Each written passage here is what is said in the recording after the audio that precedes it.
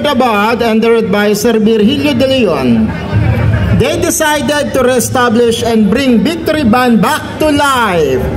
Their aim is to help the youth develop skills in music and a lifelong appreciation for music. With society dripping with temptation almost everywhere, they want to provide an opportunity for the youth to busy their minds from vices and wrongdoings. As of now, Victory Band has 90 active members.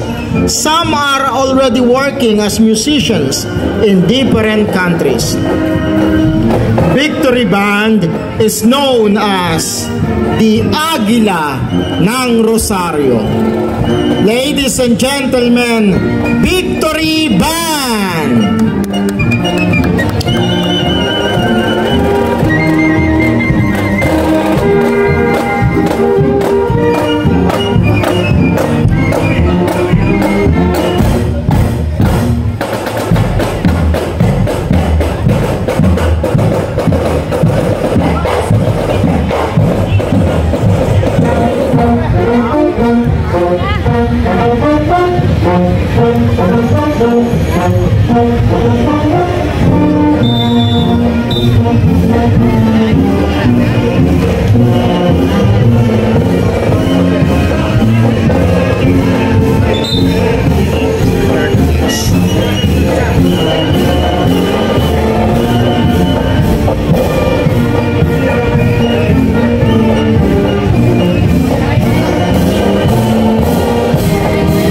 Victory Band ito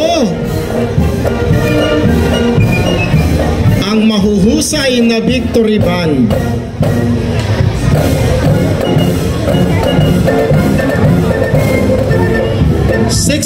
Years nang namamayagpag ang Victory Band dito sa bayan ng Rosario.